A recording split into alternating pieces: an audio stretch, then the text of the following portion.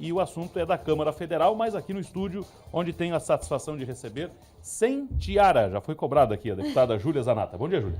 Bom dia, Denis. Bom dia a todos os teus ouvintes, aqui a todos os funcionários da Rádio Cidade em Dia. É um prazer estar aqui no estúdio. Sabe, Júlia, quando eu te anunciei, ainda ontem comentei, olha, a Júlia vem aqui e tal, e a gente começa a receber mensagens, e recebi algumas há pouco, críticas ao teu trabalho, dizendo, não tem que dar espaço, porque não tem que ouvir, porque tem um discurso assim, assim, assado, e... É a democracia deles, né? Aí que está. E a todos eu tenho respondido gentilmente, de uma forma que seja de maior cortesia possível, justamente dessa forma. Eu vou pensar aqui, e vou fazer questão de fazer isso no ar, a fala de um sujeito que está no campo oposto ao da Júlia, no espectro político, que certa vez, num debate presidencial, disse o seguinte, o Ciro Gomes, a gente brigou tanto pela democracia, e a democracia tem seus custos. E como parte dos custos da democracia está ouvir quem, por vezes, a gente não concorda, não é verdade? Eu e a Júlia já divergimos em ideias aqui, somos jornalistas, e já divergimos e tivemos nossas divergências em campo de ideias, e faz parte, é do jogo, tudo certo. Agora, eu concordo integralmente com aquela fala do Ciro lá de trás, sabe? A gente brigou tanto por democracia nesse país, e hoje o bom é essa pluralidade, né? Inclusive no campo das ideias que a gente discorda. Você ouve muito contraponto que te irrita, Júlia, em relação ao que você diz, ao que você fala? Você se irrita com os contrapontos e acha que você é muito criticada pelo que pensa? Olha, eu não me irrito com os contrapontos nem com as críticas. Eu fui, por exemplo, candidata a prefeita aqui, saindo do espectro esquerda-direita, eu fui candidata a prefeita aqui em Criciúma em 2020 e eu era detonada pelos questionamentos que eu levantava, por exemplo. E aí, tu não tem... Tu olhava os comentários, tu não tem medo de ser criticada? Não tenho. Eu tenho convicção das minhas ideias, dos meus posicionamentos. Não sou dona da verdade, né? Obviamente, entendo que pessoas discordem de mim, mas a escalada autoritária que a gente está vivendo hoje, em que as pessoas acham que você não tem que dar espaço para um espectro político, e isso está sendo corroborado por um presidente da República, né? Que se diz que o amor venceu e que ele ia pacificar o país, e ele está querendo desumanizar metade dos brasileiros que não votaram nele. Diz que derrotou o Bolsonaro, mas não o bolsonarismo. O que ele chama de bolsonarismo? As pessoas que não votaram nele têm feito um governo de revanche e vingança, e por isso mais pessoas estão indo para esse lado, de que não tem que dar espaço. Ora, democracia, para mim, é o discurso plural e não a hegemonia de um pensamento, que é o que eles fizeram ao longo de vários e vários anos. Não, nas universidades, né? Tem aluno que fala que em universidades federais, se ele falar em quem que ele vota, ou em quem que ele defende, ou o que ele pensa, ele pode ser até, eventualmente, perseguido pelos colegas, ter alguma retaliação, né? Então, veja a deputada Ana Campanholo, que não conseguiu terminar o seu mestrado, porque, inclusive, ela ganhou o processo contra a professora lá, né? Porque ela não tinha porque ela tinha um pensamento cristão e era antifeminista. Então, eu penso que isso é muito preocupante para a nossa democracia, Denis, mas certamente o Ciro Gomes, né, e sua família, eles entendem bastante de democracia. Quando não dá certo o diálogo, o irmão dele não deu certo o diálogo, o irmão dele pegou o trator e foi para cima lá dos policiais que estavam em greve, né? Então, é o que eu falo, nem sempre o diálogo resolve, né? Eu sabia que a Júlia não ia perder a chance, e ela não perdeu a chance. Ô deputada, o olha coroné. só. Ô deputada, olha só. Esse revanchismo que a deputada coloca, do atual governo, ele, de certa forma, olhando no sentido oposto, não existiu no governo passado também? O governo passado também não nutriu esse discurso que o governo atual nutre no contraponto? Não vira uma coisa cíclica? Olha, eu vou falar uma coisa para você. Eu peço para você citar uma vez que o presidente Bolsonaro disse que tinha que fechar algum veículo de comunicação. É claro, ele tinha um relacionamento mais belicoso, vamos dizer assim, com a imprensa. que inclusive eu acho que poderia ter sido diferente, porque se algum... Eu sou assim também, Denis, eu trato bem toda a imprensa, até porque eu sou jornalista, eu me relaciono com a imprensa. Agora, claro, com aqueles tabloides abertamente esquerdistas que não respeitam a verdade, não vou citar aqui alguns para não fazer propaganda, mas que eu tenho vários processos contra e ganhei todos, entendeu? Que estão lá para fazer militância política pro lado da esquerda, e aí me chamam de nazista, disso, daquilo. E daí, com esses eu não falo, mas com toda a imprensa eu atendo. Mas eu não vi o presidente Bolsonaro e nem no governo dele falando que iriam fechar, né? Ele brigava com a Globo, mas ele nunca fez nada contra a Globo. O que ele fez contra a Globo? Não fez nada, entendeu? Renovou a concessão, inclusive. Exato. Então, assim, ele tinha suas divergências, mas ele não falava. Hoje nós temos o MPF querendo fechar a Jovem Pan. Hoje nós temos o presidente Lula falando que tem que extirpar, chamando apoiadores do Bolsonaro de animais selvagens. E prazer, eu sou um animal selvagem para o Lula, entendeu? Uma mulher, que inclusive o governo dele diz defender mulheres, então eu não vi o presidente Bolsonaro perseguir ninguém. O que ele falava era fatos que estão sendo consumados. Por exemplo, que esse pessoal quer desarmar as pessoas, que quer... viver num país que não tem democracia plena, mas só hegemonia de pensamento de esquerda, que nem eu falei, né? E eu não me lembro de uma perseguição, não existiu, aliás, do presidente Bolsonaro a ninguém. O que houve foi muita narrativa, inclusive já em 2018, quando ele estava na eleição, dizendo que ele ia perseguir mulheres, negros, homossexuais, e isso nunca aconteceu. Nunca aconteceu. Difamaram muito o presidente Bolsonaro, colocaram ele como alguém malvadão. Ele era um homem muito sincero, ele é um homem muito sincero, muito transparente, que falava as coisas, né? Até ontem eu estava vendo o vídeo daquela reunião ministerial, não tem? Que ele falava, tem que escancarar a questão do armamento, porque arma na mão do cidadão de bem é para a gente se defender. E para não ter um país que daqui a pouco está tomado por uma ditadura. Como é fácil instalar uma ditadura nesse país, né? E isso é verdade. Então, nós temos que respeitar as diferenças. E eu tenho sido muito atacada, o meu mandato tem sido atacado. E hoje não é mais a Júlia atacada. Quando atacam a Júlia Zanatta, atacam a democracia, como eles gostam de falar. Atacam 111.588 votos. Atacam uma mulher democraticamente eleita. Eu tenho pedido de cassação no meu mandato por eu usar tiara, Denis, olha só. Pela tiara tem?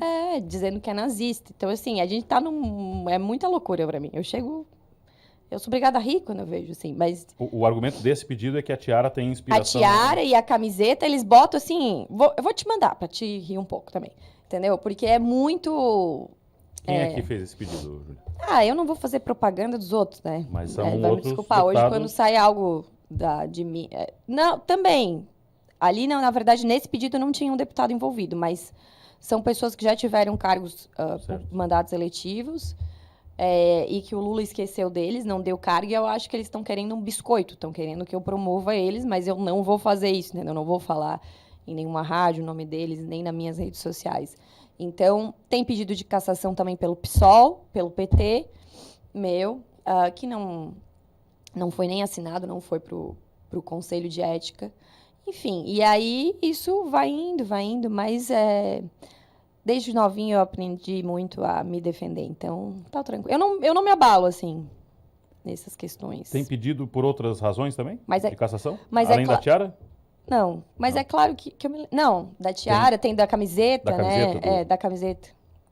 E aí, o que acontece? Não é que eu não me abale, assim, tem certas coisas, por exemplo, quando aconteceu o episódio da camiseta, eu recebi e-mails no meu e-mail da Câmara Funcional de ameaça para mim, para minha filha e para o meu marido, que eu não vou falar o conteúdo para não, né, e-mails...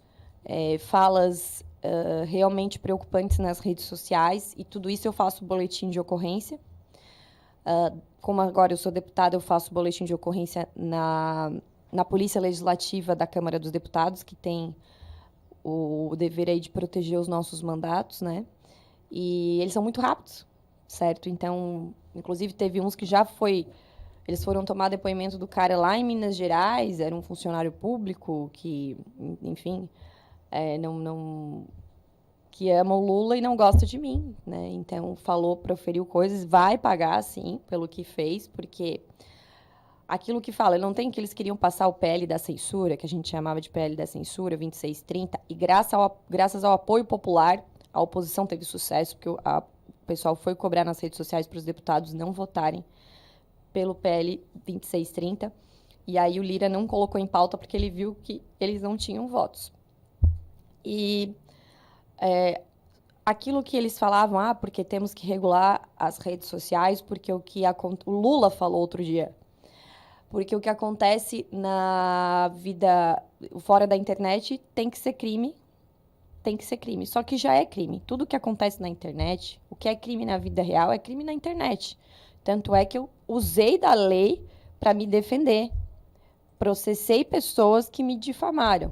Agora, nem por isso, Denis, nem sendo tão graves as ameaças, as acusações que fazem contra mim, nem por isso eu quero censurar alguém. Tu tá entendendo? E ao contrário, eles querem nos censurar, né? Pedem, enfim, coisas absurdas para que um lado da história seja calada. Eu não acho isso salutar para a democracia. Então, quem se diz democrático não me parece que entende de democracia. Nós precisávamos que eles tivessem uma aula ou estudassem, buscassem livros do que realmente é democracia. Ô Júlia, o seu perfil de mandato, que já está muito claro aí com esses 6, 7 primeiros meses de legislatura, ele também não te cria dificuldades no sentido, de legislar, de fazer, aprovar algo, e 2, no sentido de obter recursos, que também é uma demanda de parlamentares, não é? Acolher um prefeito, um secretário, uma demanda de seu estado, da sua cidade, das demais cidades do estado. A forma da tua postura, que é uma postura de opinião, de postura ideológica, não é? Ela não cria certos embaraços, sendo você uma deputada de oposição? Como é que fica o andamento do teu mandato, a viabilidade do teu mandato nessa perspectiva de aprovar algo e de buscar recursos? Em 2 meses de mandato eu aprovei uma lei, né? Uma lei que garante às mulheres acompanhante, principalmente em exames que elas ficam desacordadas por diversos casos que aconteceram e continuam acontecendo. Volta e meia eu vejo uma notícia, né, de abuso contra mulheres. Isso é algo deplorável. Inclusive, eu aconselho as mulheres para que, quando precisarem, né, quiserem, que não é uma obrigação, certo? É um direito da mulher levar alguém. Eu aconselho que levem, porque esse mundo está muito doido mesmo. Então, aprovei uma lei de defesa das mulheres nesse sentido. Foi um grande feito no meu mandato já ter uma lei aprovada. Foi algo que eu busquei, que eu articulei, que eu conversei com o presidente da casa, o Arthur Lira. Eu também tinha conseguido a relatoria de um projeto, Denis, sobre a questão dos autistas, para não precisar renovar o laudo médico dos autistas, não só dos autistas, mas das deficiências permanentes. Era autistas e mais deficiências permanentes. Por exemplo, alguém com nanismo tinha que ficar buscando toda vez quando ia fazer alguma coisa burocrática, tinha que pegar um laudo médico para provar que tinha nanismo, sendo que isso nunca vai mudar, é algo permanente. Então eu ia apresentar um projeto desse sentido, vi que já tinha, aí eu falei, não, então não vou apresentar por apresentar, vou buscar a relatoria para mim. Busquei, fiz um pedido de requerimento de urgência para tramitar mais rápido, passar pelas comissões e ir para o plenário. Falei com o Lira, ele falou, não, te dou a relatoria. A relatoria estava comigo. E aí a minha colega, a deputada Amália Barros, que é vice-presidente do PL Mulher Nacional, ela é a única deputada com uma deficiência no parlamento hoje. Ela pediu, Júlia, seria emblemático para eu poder relatar esse projeto e tal. Você não poderia... Ela é cadeirante? Não, ela tem visão monocular. Certo. Até tem uma lei no nome dela, antes de ela ser deputada, que é a Lei Amália Barros, que foi a Michele Bolsonaro que articulou, junto com a deputada Soraya Santos, que é do nosso partido também, para conseguir. Então, ela me pediu. E aí eu fiquei com o coração na mão, porque era a primeira relatoria que eu tinha conseguido. Mas eu falei, não, Amália, eu vou realmente Acho legal que você faça relatoria, nós construímos o texto juntos, então isso é o parlamento. E muitas vezes, Denis, inclusive lá embaixo, eu sou uma deputada que fico no plenário até tarde ali, né? Embaixo no plenário, eu digo, fico nas comissões, porque as coisas acontecem ali muito rápido e mudam muito rápido. Então, às vezes a gente está conversando com as deputadas de outro partido ali. As deputadas de esquerda e deputados ficam conversando com a gente. Nem tudo é aquela brigaçada. Não, eles ficam conversando, vamos tirar isso aqui, vamos tirar isso aqui. Não, existe conversa, entendeu? Existe conversa, Nós temos 99 deputados, o PL, então, às vezes elas estão ali buscando e a gente consegue construir o texto. Por exemplo, tem coisas que a gente conseguiu tirar no último momento, porque se elas vissem que não, se o outro lado visse que não tirasse, não iria passar, tá entendendo? Então, isso é o trabalho. Não dificulta em nada o meu posicionamento sobre emendas, né? Eu acho muito bom trazer recursos para os municípios, acho que é importante. Agora, é óbvio que eu não vou ganhar emenda extra de um governo que eu faço oposição, né? Agora, eu também não me elegi para ser uma deputada meramente entregadora de emendas. Porque tem deputado que pensa que ser deputado é isso. Não faz discurso em plenário. Entendeu? Eu não, sinceramente, não é meu perfil. Cada um com seu perfil. A gente normalizou a dependência dos municípios e dos estados de Brasília. A gente normalizou esse negócio. Por isso que eu fui contra, por exemplo, a reforma tributária, que centraliza mais poder e mais dinheiro em Brasília. Tudo que centralizar, Denis, é um absurdo. Mais dinheiro e mais poder em Brasília. Toda tendência de gestão pública é descentralizar. E agora nós centralizamos, eles centralizaram. Nós não, porque eu não fiz parte disso. Eu lutei muito contra a reforma tributária. Avisei que ia aumentar imposto. Agora já tem gente chorando, que estão vendo que realmente, né? Porque começaram a falar, Denis, que a gente estava sendo contra só por ser contra, porque o PT estava a favor. Entendeu? Quiseram colar a peste nossa de radical. E aí, o que acontece? Eles estão vendo que não era bem assim. Inclusive, teve um deputado que fez uma postagem dizendo que eu, Eduardo Bolsonaro, Nicolas Ferreira, éramos contra a diminuição de imposto na cesta básica. Né? Isso. O namorado da Fátima Bernardes lá, o Túlio Gadelha, fez isso.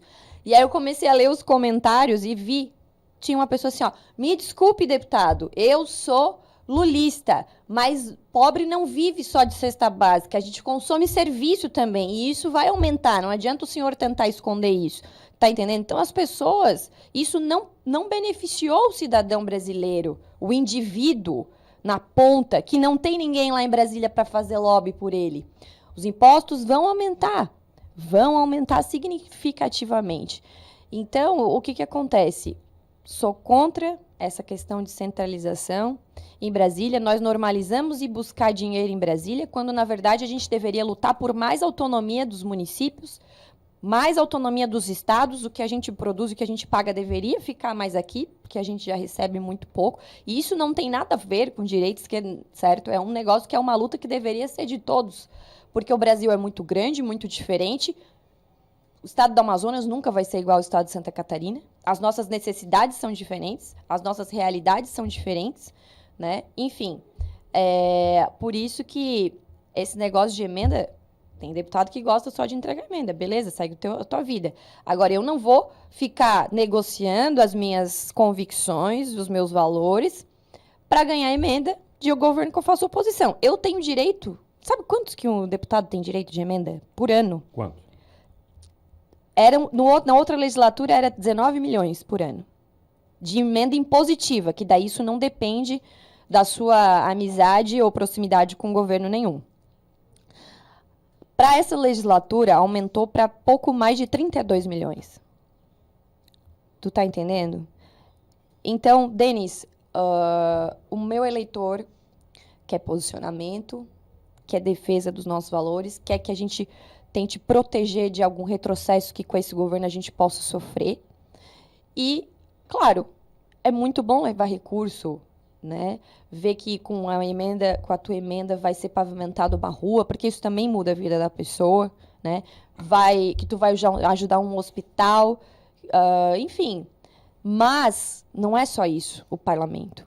O parlamento é debate de ideias, o parlamento é posicionamento, o parlamento é sim, quando eu, uma deputada, faço um discurso no plenário da Câmara, aquilo tem os seus reflexos.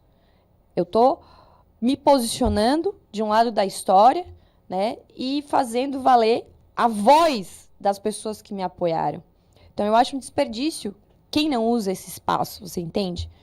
Mas, como falei, eu não fico me metendo no trabalho de outros deputados. Eu faço o meu, só quero ser respeitada e penso isso.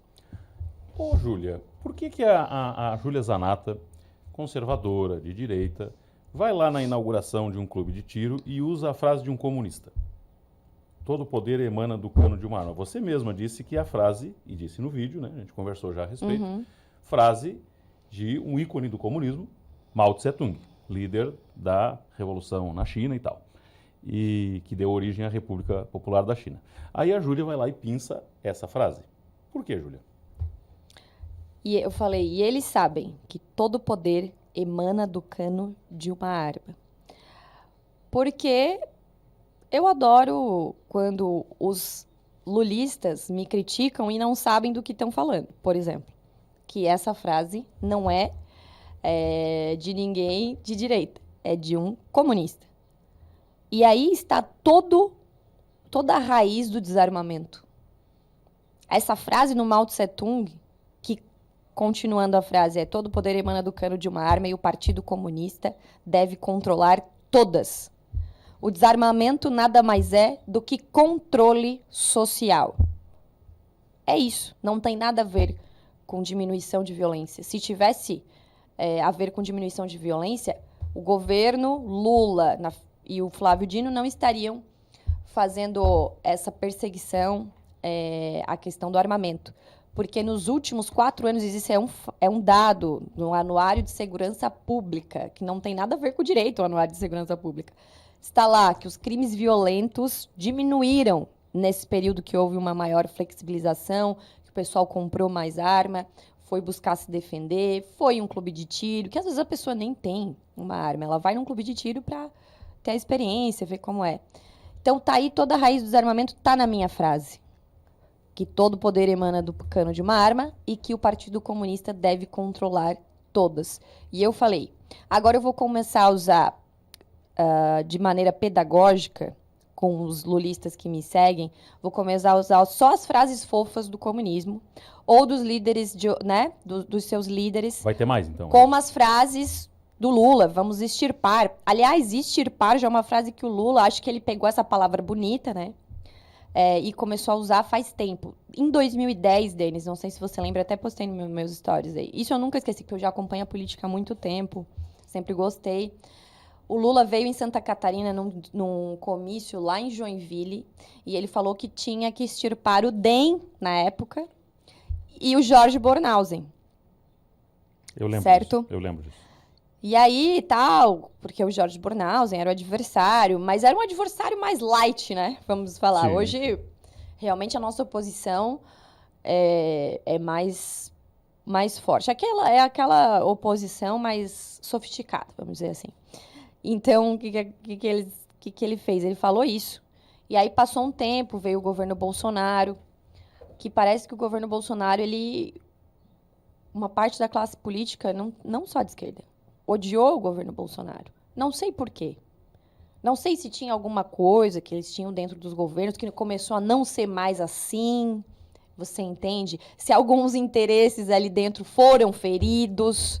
Porque só pode. Tem coisa que a gente pensa que é por ideologia, mas não é, não. Coisas que, por exemplo, estatais que davam prejuízo começaram a dar lucro. Estatais que eram geridas por partidos políticos e começaram a dar lucro. E isso você mexe na ferida de muita gente, Denis. Você entende? Eu acho que todo esse ódio ao Bolsonaro, na verdade, é isso. Não tem nada a ver com arma, não tem nada a ver com essas coisas, entendeu? Isso é o que eles passam para o público. Mas, no fundo, o que acontece é que mexeu com o interesse de muita gente. Não se esqueça que foi na época dos governos Lula e Dilma que os banqueiros mais ganharam dinheiro. E vou falar mais. Inclusive, na hora de eu orientar o voto para o meu partido contra a reforma tributária, eu falei, hoje é um dia histórico. Um dia que nós, da oposição, estamos tentando salvar o Brasil de uma centralização de poder em Brasília, de mais aumento de impostos, e um dia histórico, em que a esquerda vira tchutchuca de banqueiro. Nossa, ficaram loucos. Né? Inclusive, alguns deputados do PSOL não votaram na reforma porque viram que ali dentro tinha privilégios a instituições financeiras. Você sabia? Deputados do PSOL que votaram como nós do... Na verdade, alguns foi abstenção. Então, Denis, isso tudo é o que acontece. Aí, o que aconteceu depois do negócio do Jorge Bornhausen? Você sabe?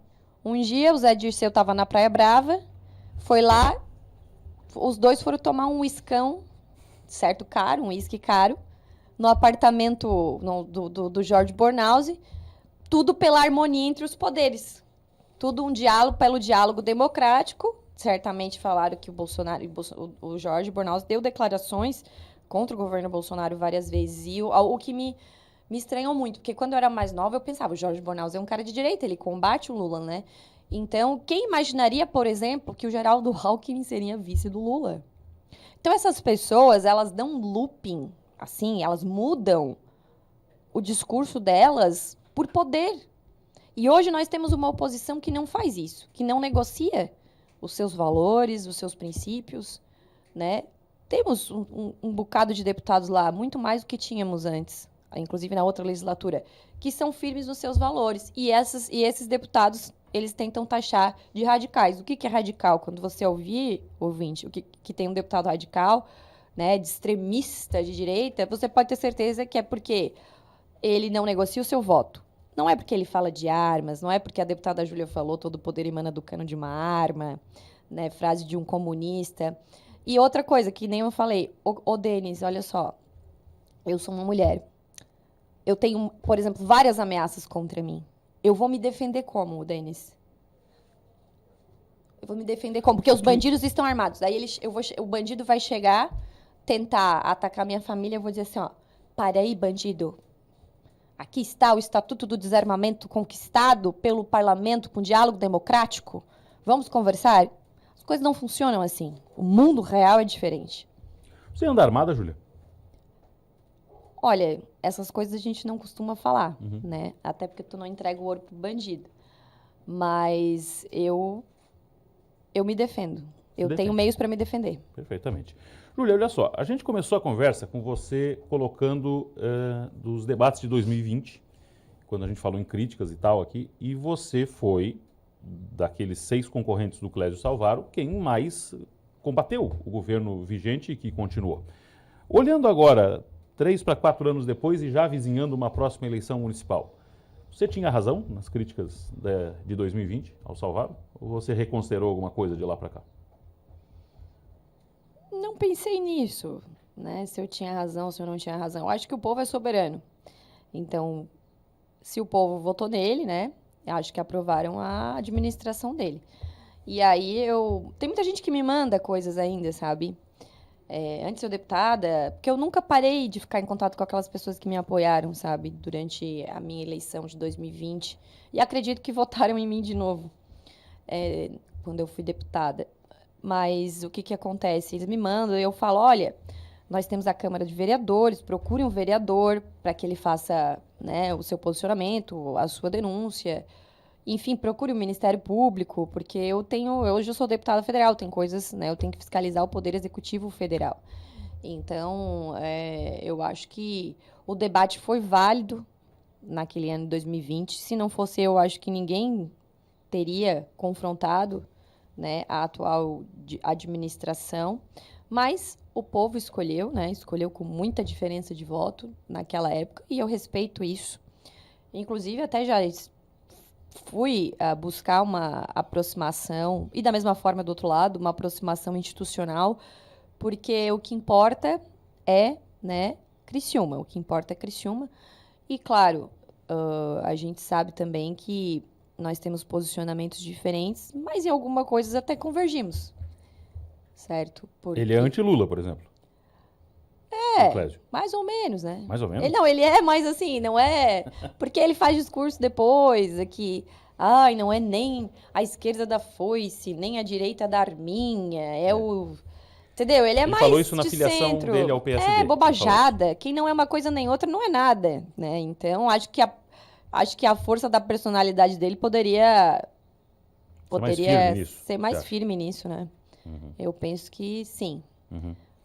Mas ele é muito habilidoso, né? Ele Muito. vai de acordo com o que está no hype, como dizem hoje. Então, vamos ver. Vamos ver o que vai dar. Mas, Júlia, ano que vem tem uma eleição municipal, de novo, que está aí batendo a porta. O Ricardo Guide é o teu candidato? Olha, eu tenho um partido, né? O meu Sim. partido é o PL. E nós temos um governador, temos 2 deputados federais aqui de Criciúma, eu e o Daniel. Tem o Gessé Lopes, deputado estadual. Eu sou a presidente do partido e nós ainda não temos um candidato definido. A candidata natural sou eu, até por já ter militado dentro do partido, já ter ido para uma disputa em 2020. O Jorginho agradece muito por isso. Inclusive, eu fui a primeira bolsonarista a ir para o PL, a militar pela candidatura dele de governo do estado, quando muitos até não queriam, achavam que poderia sair um candidato ali dos bolsonaristas mesmo.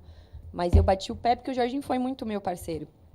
Me deu oportunidade. Lembra que queriam me derrubar a todo custo para eu ser candidata aqui? E ele foi muito firme nisso.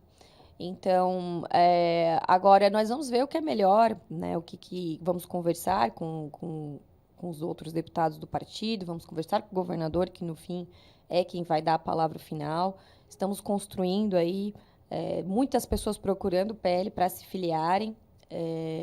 Inclusive, convido a todos que quiserem, né, procurar as minhas redes sociais, tem o telefone da minha assessoria ali. Tem vereadores, tem lideranças do município procurando o PL também. E o Ricardo Guide agora vai participar, a partir do dia 1º de agosto, do governo Jorginho Melo. Uma decisão que, na minha visão, é acertada. Eu falei para ele que seria uma oportunidade para ele. E para Criciúma também, né? Eu sempre lutei para que a gente tivesse um criciumense lá no primeiro escalão do governo. Então, acho muito importante. Agora, o Ricardo Guide vai ser o meu candidato? Isso é mais para frente, entendeu? Que a gente vai decidir. Até porque ele tem um partido e o partido dele, que é o PSD, hoje está meio dividido. Tem 2 candidatos. O meu partido não está dividido. O meu partido, se eu quiser, eu sou candidato amanhã, entendeu? O dele está dividido. Tem a ala da administração atual da prefeitura, né? Tem ele. E eu acho que as coisas aconteceram ali. A entrada da turma da prefeitura no PSD foi um movimento meio estranho, né? Deu para notar que foi um negócio repentino, goela abaixo. Mas e daí não é um problema meu, você tá entendendo? Claro. Então, vamos ver como as coisas vão se desenhar. Eu tô muito ocupada com as coisas de Brasília, com as demandas dos meus apoiadores. Estou fazendo um trabalho aí também de base, filiando prefeitos. Por exemplo, filiei um prefeito essa semana. Domingo eu estava em Pouso Redondo. Aí eu falei, vou dormir em Blumenau. Dormi em Blumenau, de manhã fiz agenda em Blumenau, almocei em Brusque, porque Brusque vai ter eleição Tem suplementar. candidato do PL lá? Brusque? Nós fizemos uma chapa, porque assim, aconteceu aquela injustiça, né? Que o Xandão caçou lá o prefeito por conta do Luciano Hang. E aí, com a vacância do cargo, assumiu o presidente da Câmara, o André Vec. Ele é do Democracia Cristã, um partido que eu acho que só tem lá. O 27. Daí, ele vai ser o candidato e o nosso vereador do PL vai ser o vice. Perfeito. E então, fui para lá. E à noite já estava em Floripa filiando um prefeito de São Pedro de Alcântara. Então, tenho trabalhado muito para o crescimento também das nossas lideranças de base, que eu acredito muito nesse trabalho. Isso dá trabalho, sabe, Denis? As questões de executiva, as manutenção de base, né? As nuances de cada município, porque daí você quer muita gente está procurando o PL. Aí, às vezes, o prefeito quer filiar, mas a turma que está lá já não gosta, tem um vereador... É difícil manobrar tudo isso aí. Tem risco ano que vem da Júlia e o Salvaro se encontrarem no mesmo palanque, não? De prefeito? Acho que tudo é possível. É possível, né? Tudo é possível. O Jorginho vai ter papel nisso, né? Na decisão e tal. Do cenário do PL aqui para Criciúma, né, Júlia? O Jorginho está ouvindo muito os deputados, né? De cada região. Então, acho que essa questão, como ele sabe que teve uma uma particularidade em 2020, ele jamais passaria por cima de mim, entendeu? Então, acho que no fim a decisão vai ser minha mesmo. Bolsonaro, sexta e sábado, lá em Floripa, Júlia, é isso, né? Isso. Sexta e sábado. Vocês vão ter algum momento com ele ali, imagino, né?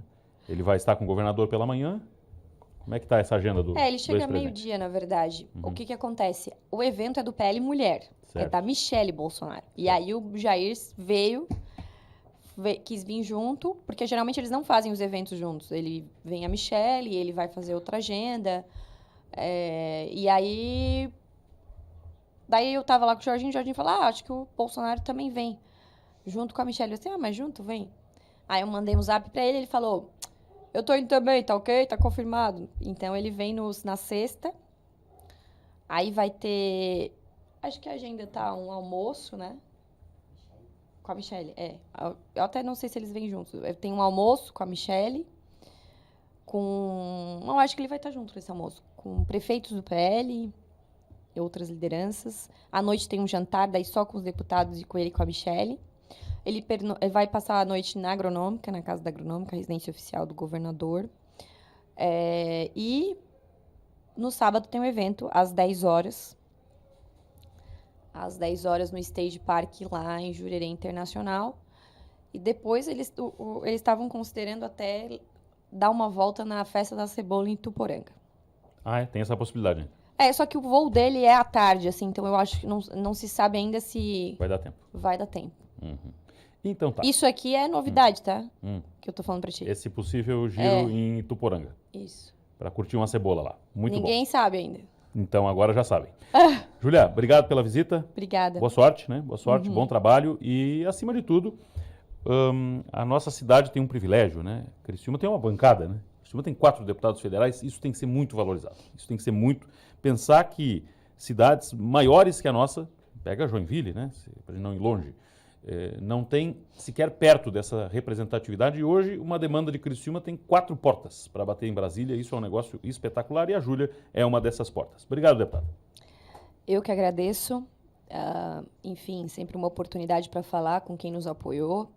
Dizer que para mim é uma honra desses 4, né, ter sido a deputada com mais votos, sendo que eu não tinha mandato, né, os demais já tinham mandato, então muito me orgulha muito, porque na campanha a gente foi muito desacreditada.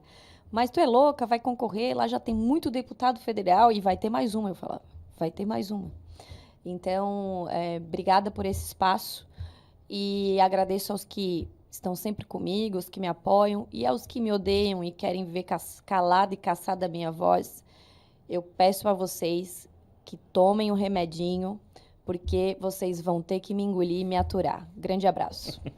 Deputada federal Júlia Zanatta veio ao estúdio do Em Dia com a Cidade. Falamos de diversos assuntos da pauta estadual, da pauta nacional. 8:55, faço intervalo em instantes. Tem o Roberto Azevedo, tem mais da reportagem. Vamos falar de arroz daqui a pouco aqui também. Já voltamos.